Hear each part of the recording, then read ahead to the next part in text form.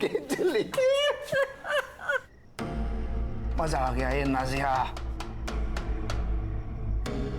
आजा इधर। आज मैं एकदम मूड में है रे नाजिया, कमाल की मूड में है।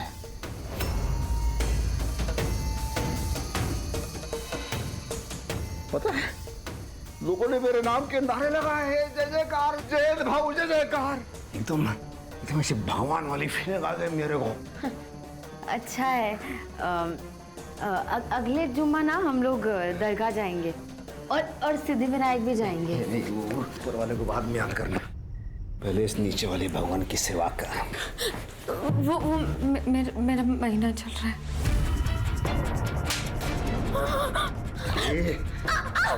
तुमने मेरे को बेटा दिया इसलिए तेरा ये नाटक सुनना पड़ता है, लेकिन क्या है आज मूड है, तो मूड वेस्ट नहीं करूंगा अब मैं।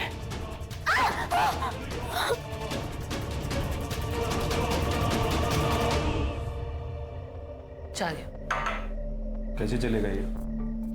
9th में ये हाल है तो 10वीं में तो ये लड़की नाक ही कटाएगी मेरा। कहा था ना मैंने, इस आफत को मत लेकर आओ। तू जाना और मेरे लिए थोड़ा सा नमक मिर्च लेके आ, मेरी हीरोइन जा।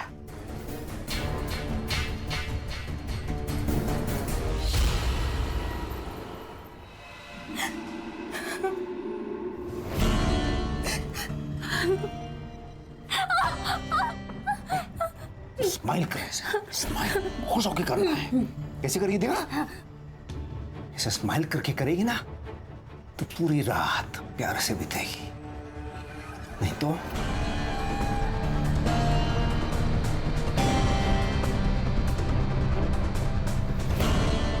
मेरे भगवान को किसी की नजर ना लगे।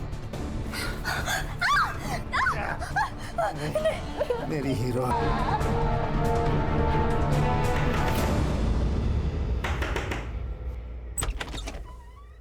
तुम हसन, तू यहाँ क्या कर रहा है?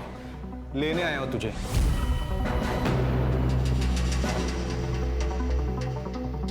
तू मेरी थी नाजिया, मुझे लगा तू मेरा इंतजार करेगी और तूने उस अधेड़ उम्र के बेवड़े से शादी कर ली।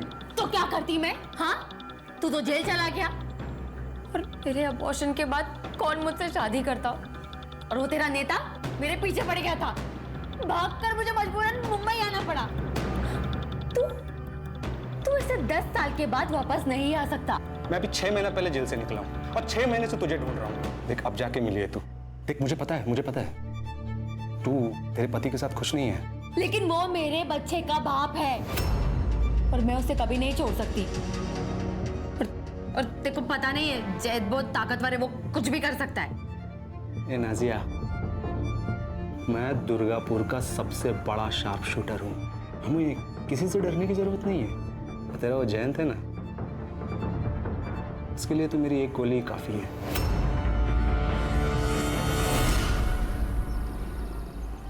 मैंने बोला था ना वही नहीं, कंपनी की पुंगी बजाऊंगा। वो कंपनी के मालिक से लड़के 10 लाख रुपए का चेक लेके आया मैं। भाऊ तुमसे खूब आभारी है भाऊ। हीरा, हो भाऊ, ये चेक गणेश भाऊ के अकाउंट में डालने का। हाँ, जब मैं कॉल करूंगा तभी। कॉल करूंगा मंजे? नहीं, अपन थोड़ा बात करते हैं ना पहले।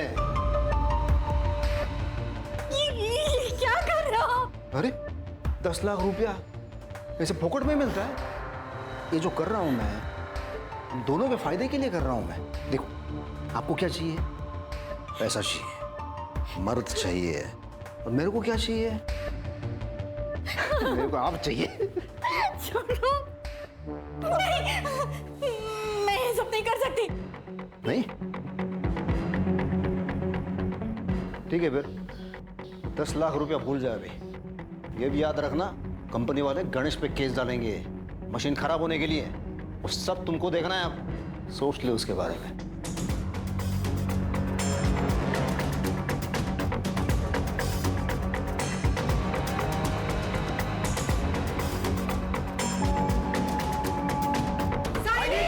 कुछ करो ना। अरे वो सर्विस करने में साइली।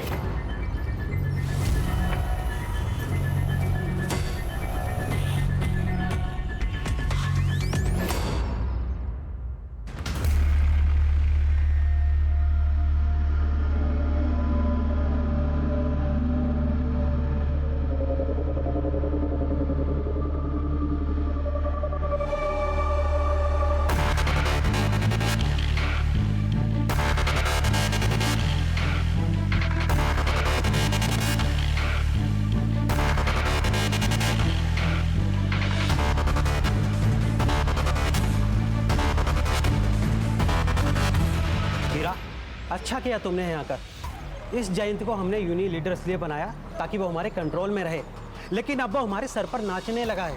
इसलिए अभी ऑफर मैं तुम्हें दे रहा हूँ जो 10 साल पहले मैंने जयंत को दिया था। लेकिन हाँ, एक बात याद रखना, इसे यूनियन लीडर से हटाना आसान नहीं है। खन्ना साहब, जैन जिंदा रहेगा तभी तो लीडरगिरी करेगा ना।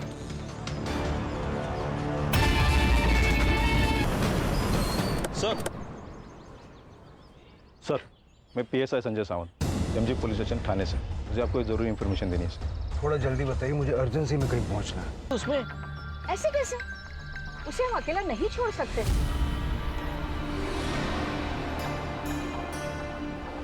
तुम भी ना।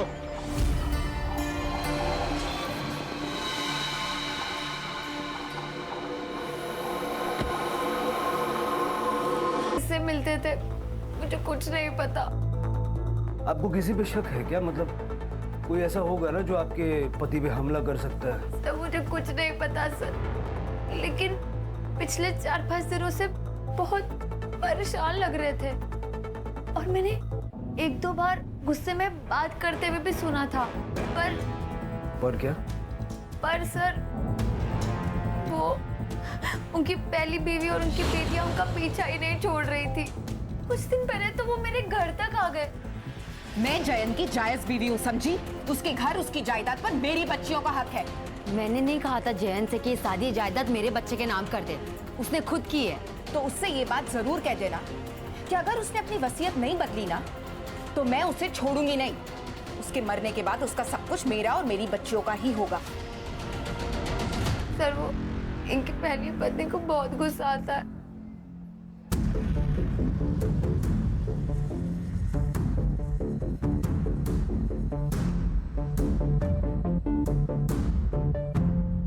लगता है आपके पति को भी बहुत गुस्सा आता था।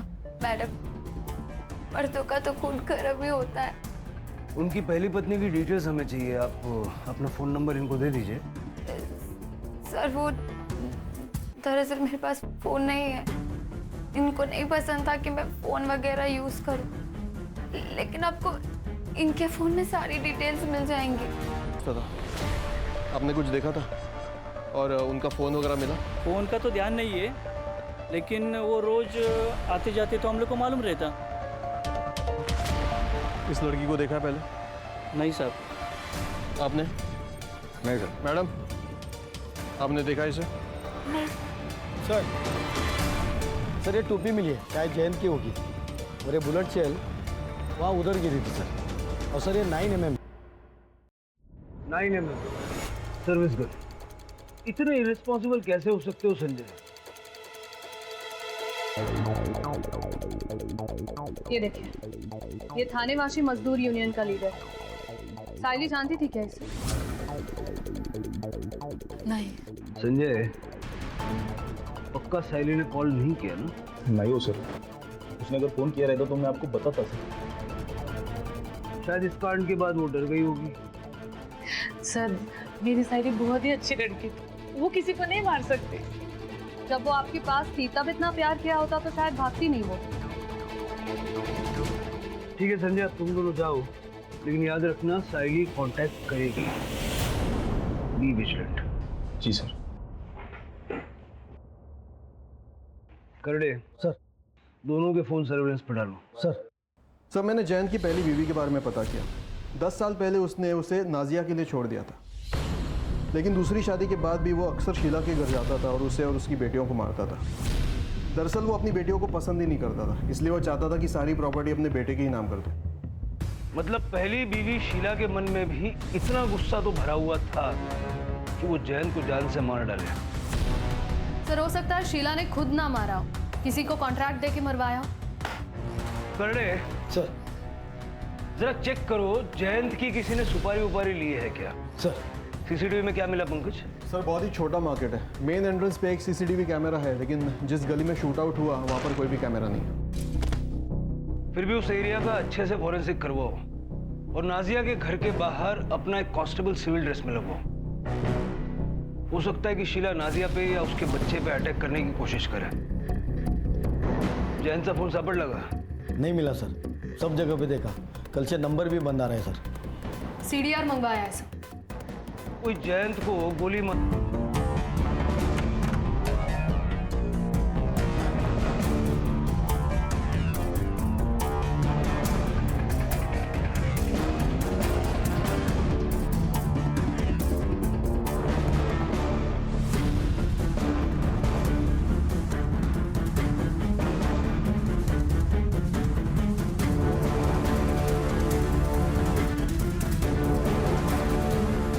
आपके पति ने अपना घर नाजिया के बेटे के नाम कर दिया, गुस्सा तो आया होगा आपको। और हमने सुना है कि आपने धमकी भी दी थी। हाँ साहब, लड़ाई की थी मैंने अपनी बच्चियों के हक के लिए। अपनी शादी तो बचा नहीं पाई, उससे क्या मारूंगी।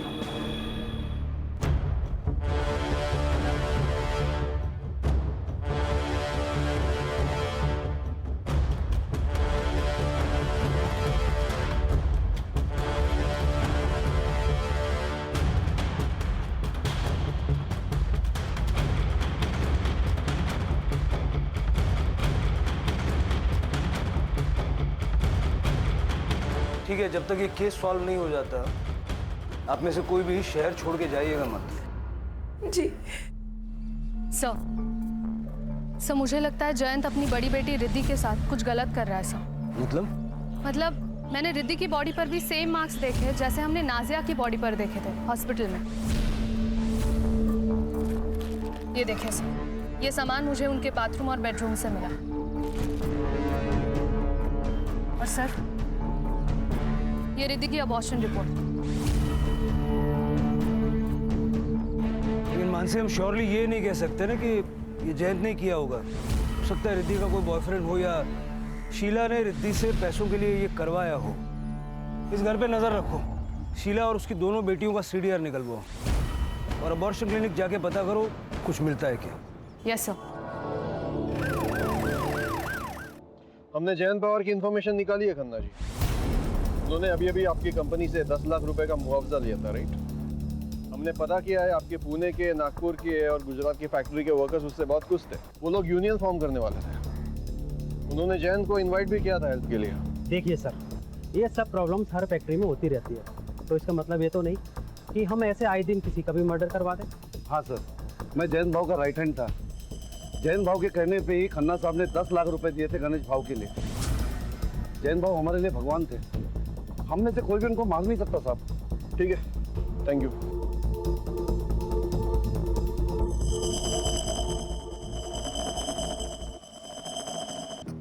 जयंत, शीला और उनके बेटियों की सीढ़ियाँ।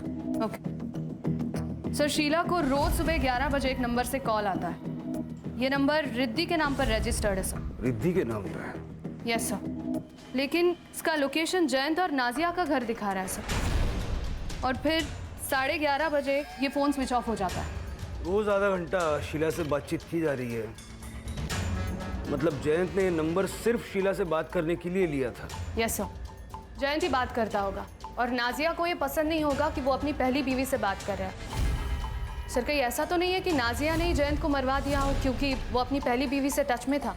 हो सकता है। जेलसी एक बहुत बड़ा फैक्टर है। अबॉर्शन क्लिनिक से कुछ पता चला? यस सर, रिद्धि का अबॉर्शन हुआ था लेकिन वो शीला के साथ गई थी सर। बच्चे के पिता के बारे में नो आइडिया। सर, मैंने जयंत के बारे में आसपास पूछताछ की कि जयंत काफ़ी बार शीला के घर आता था। बोला शिंदे। हेलो सर, एक आदमी नादिया जी के घर पे आया था। सुबह भी आया था और रात को भी आया था। फोटो भेज। ओके सर, भेजता हूँ। ममता, हाँ? सुनो, मैं क्या कह रहा था उस सर, मेरा और हसन का अफेयर था बंगाल में, लेकिन उससे 10 साल की जेल हो गई थी। और जब वो रिहा हो गया तो उसकी मदद से तुम दोनों ने मिलकर जयंत को मरवा दिया। क्या? नहीं, ऐसा बिल्कुल नहीं है। हसन इसलिए आया था क्योंकि वो चाहता था कि मैं भागकर फिर से बंगाल चलूं उसके साथ। वो जयंत को मार सकता है, ऐसा लगा नहीं आपको? ऐसा तो हो सकता है, लेकिन इसमें मैं क्या कर सकती हूँ? और वैसे भी जयंत का सिर्फ एक दुश्मन नहीं है। 2 दिन पहले एक औरत आई थी। लड़ाई किस बारे में हुई थी? सर, वो तो मैं नहीं जानती, लेकिन इतना पता है कि उस औरत का नाम दिशा था। तो ये बात तुमने पहले क्यों नहीं बताई हमें? मैम मैं इतने बड़े हादसे में मैं बताना भूल गई।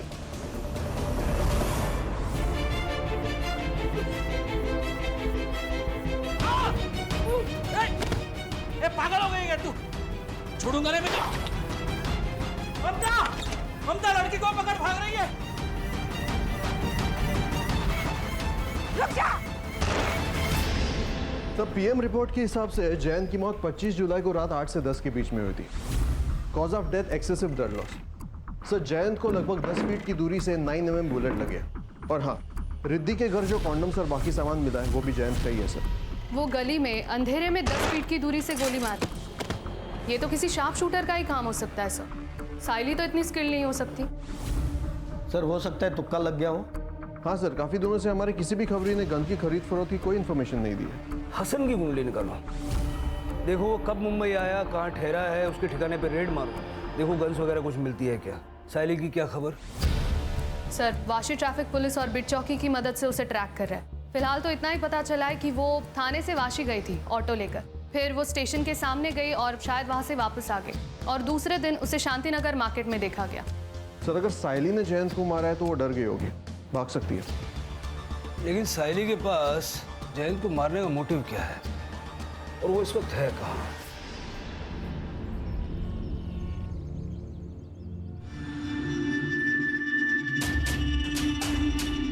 जबरदस्ती की, अगर मैं उसकी बात नहीं मानती तो वो मुझे पैसे नहीं देता। क्या आपने जयंत पे अटैक क्यों किया? उसने मेरी और उसकी फोटो एक दो मजदूरों को दिखा दी थी। सब, मेरा बेटा जवान है, पुणे में पढ़ता है। अगर उसको ये बात पता चल गई तो वो अपनी माँ के बारे में क्या सोचेगा साहब? कहीं आपने अपने बेटे के साथ मिलकर? नहीं साहब, जयंत ने तो उसी दिन अपनी गलती सुधार ली थी। वही नहीं है, बघा कान पकड़ तुम्ही, मला माफ करा हो। क्या थोड़ा सा दारू पिया मैंने, आपकी बेइज्जती हो गई, स्टाइल मारने गया मैं। लेकिन आप टेंशन क्यों लगा? वही नहीं, बिल्कुल टेंशन नहीं लेने का। उन दोनों को समझा दिया है मैंने, अगर मुंह खोलेंगे तो दोनों जान से जाएंगे। हाँ ये तो भाई, वो बात वही खत्म हो गई थी। हम तो गरीब लोग हैं साहब, सुपारी कहाँ से देंगे? ठीक है, जाइए आप।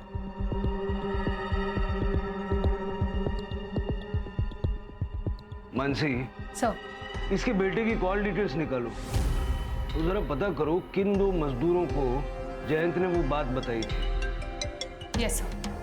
हेलो, क्या? भेज दो और संजय को इन्फॉर्म करो।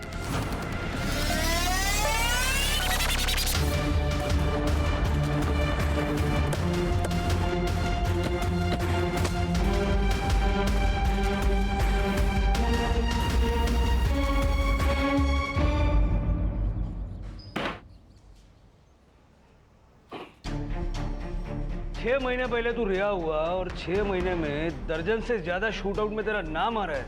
फेमस है तू। नाम आने से क्या होता है? सच थोड़ी ना हो जाता है। इतना दूध का दुला हुआ नहीं है रे तू। नाजिया ने सब बताया है। वो जयंत पवार को अंधेरे गली में जैसे शूट किया ना, वो शूट करने के लिए आलतू फालतू आदमी नहीं चलेगा, शार्प शूटर चाहिए, जैसा कि तू। साहब, आपके शहर में टैलेंट की कमी है क्या साहब? कोलकाता की जेलों में कैदियों की कमी है। बंगाल की पुलिस आ रही है तेरे को लेने के लिए। अभी जब तक वो लोग इधर पहुंचेंगे तब तक ये लोग जो तेरा हाल करेंगे ना, फिर तू 2 पैर पे खड़ा रहेगा नहीं रहेगा। क्या करेंगे? क्या करेंगे? मारेंगे ना। अरे मार लो ना। अरे मैं तो बैठा हूँ इधर, मारो ना। मार के कुछ नहीं होगा। हाँ, कोई सबूत है तो फिर आओ, बैठ के बात करेंगे। और अगर नहीं है तो मैंने जयंत को नहीं मारा। मेरी आखिरी सांस तक ना कल यही सुनने को मिलेगा। सर, दिशा की कॉल डिटेल्स और एलिबाई चेक हुई है। जिस दिन जयंत का मर्डर हुआ था उस दिन वो अपने घर पे ही थी सर। और सर, उसका बेटा गौतम 25 तारीख को वो अपने पीजी में ही था, पुणे में। किसी ने कंफर्म किया कि वो पीजी में था? यस सर, उसके रूममेट ने बताया। क्योंकि उस दिन गौतम की तबीयत ठीक नहीं थी तो उसके रूममेट ने ही उसे मेडिसिन दी थी। सर जिस नंबर से शीला को कॉल आता था वो 11 बजे वाला वो ऑन हुआ है नाजिया के घर के एरिया में। करने से बोलो कि जाके चेक करें नाजिया के घर पे बैठ के कौन वो फोन यूज कर रहा है। यस सर, आई। थोड़े से बचा के रखिए, कहानी में ऐसा ट्विस्ट होगा हमने तो नहीं सोचा था। आप दोनों ने मिलके अपने पति जयंत की सुपारी दी। मानसी वो साइली की फोटो दिखाओ जरा। जयंत के बारे में तो मेरी समझ में आता है, बच्ची को क्यों मारा? सर हमने इसे नहीं मारा, हम तो इस लड़की को जानते तक नहीं है।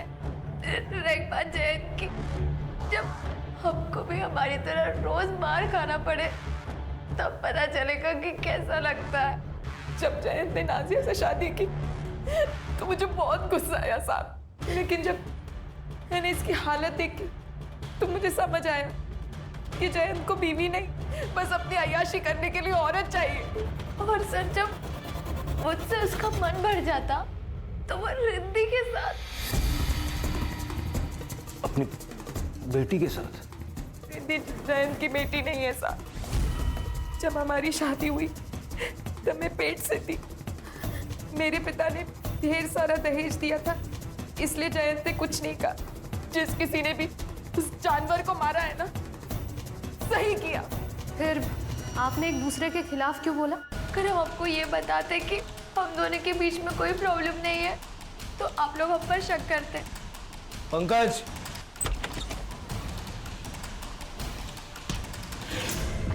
आइए। हीरा जी। सर मैंने कुछ नहीं किया सर। तेरे फोन ने और कुछ सीसीटीवी फुटेज ने हमें सब बता दिया। जिस रात जयंत का मर्डर हुआ उस दिन तुम नाजिया से मिले थे और शाम को शीला जी, नाजिया जी और हीरा यादव जी तीनों ने मिलकर मीटिंग की। और फिर आप दोनों ने अपने अपने गहने बेच दिए, है ना?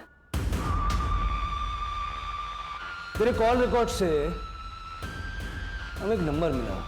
किसका नंबर मिला पता है? बंडू का। बंडू को नहीं जानता? मुंबई का कॉन्ट्रैक्ट किलर। हाँ सर, मैंने किया था कॉल और जयंत भाई को मारने के लिए ही। लेकिन साहब उसने मेरे से 15 लाख रुपए मांगे और इतने पैसे थे नहीं मेरे पास। हाँ साहब, हमने अपने गहने बेचे थे लेकिन 15 लाख नहीं जमा हो पाए। वो लालची बंडू कम में मान गया? नहीं साहब, उसने कहा इतने कम पैसे में वो यूनियन लीडर को मारने का रिस्क नहीं लेगा। अगर हमने सुपारी दी होती तो हमारे पास पैसे नहीं होते। मेरे और शीला दीदी दोनों के पैसे घर पर ही है, अब चाहो तो चेक कर सकते हो। वो आपने गन्स के बारे में पता करने को कहा था। हाँ। पुणे में एक आदमी है, 3-4 गन्स इलीगल तरीके से पिछले महीने उसने बेचा। कौन है? सर वो कोई डीलर है, टोनी। नक्सलवादियों के साथ मिलकर काम करता है, पुलिस वाले टीम पे हमला करता है और उनके वेपन से लेकर अलग अलग जगह बेचता है सर।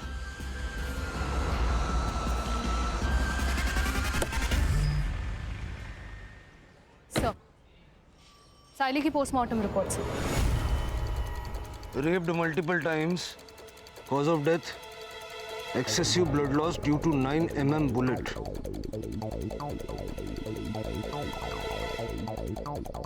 सीमन भी है। टाइम ऑफ डेथ 25 जुलाई रात 10:30 से 12:30 के बीच। सर इसका मतलब जब जयंत की बॉडी हॉस्पिटल लेकर गए थे तभी? हॉस्पिटल से टाइम पता लगाओ, जयंत की बॉडी को किस वक्त वहां ले जाया गया। और मार्केट के एंट्रेंस का सीसीटीवी एक बार चेक करो। आसपास के लोगों से पूछताछ करो, किसी ने कोई मूवमेंट नोटिस की है क्या। और क्राइम सीन दोबारा से चेक करो क्योंकि दोनों मौतें 25 तारीख को हुई है।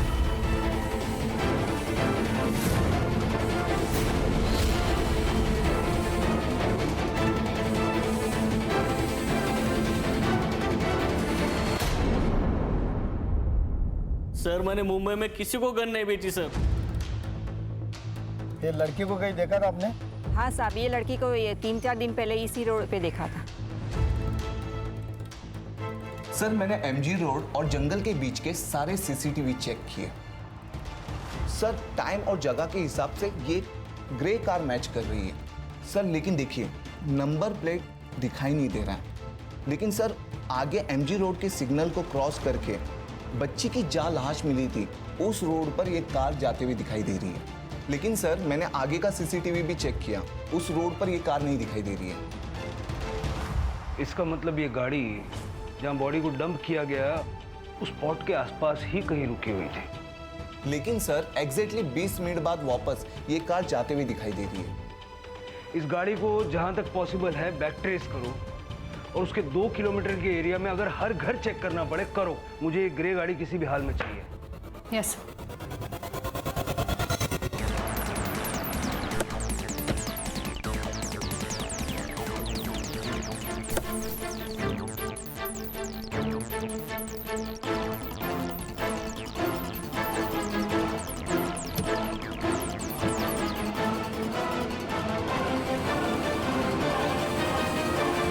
नहीं किया है सर।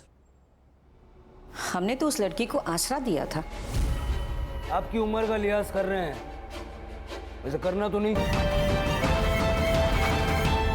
सर फिर ये जयंत पवार को किसने मारा होगा? टोनी ने जिनको गन्स बेची है ना, उन सबके स्केचेस बनवाओ उससे। सर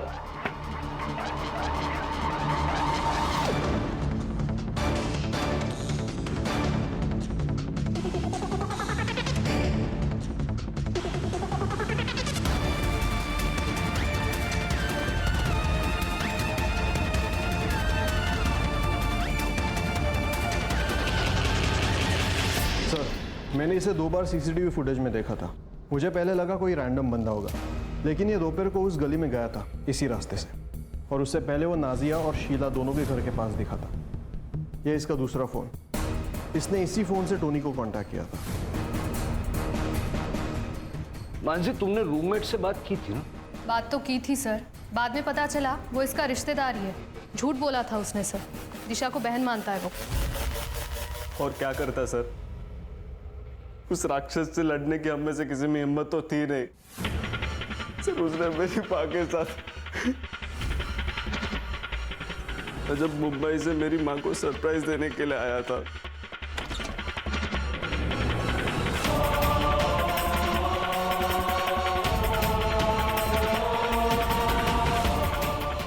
उसी दिन मैंने सोच लिया था कि उस कमीने को छोड़ूंगा नहीं। मैं ढाबे पे रुका हुआ था, मैंने टोनी को कांटेक्ट करके उससे गन खरीदा था। उसकी बीवियों ने उसके इतने जुल्म सहे कि जयंत को लगने लगा कि उसके सारे गुनाह माफ हैं। ऐसी गलतियों को शय मिलने की वजह से ही तो इंसान जयंत जैसा राक्षस बन जाता है। अगर शीला ने जयंत के खिलाफ आवाज उठाई होती तो जयंत की मनमानी रुक जाती और शीला, नाजिया और बाकी सबको ऐसे हालात से गुजरना नहीं पड़ता।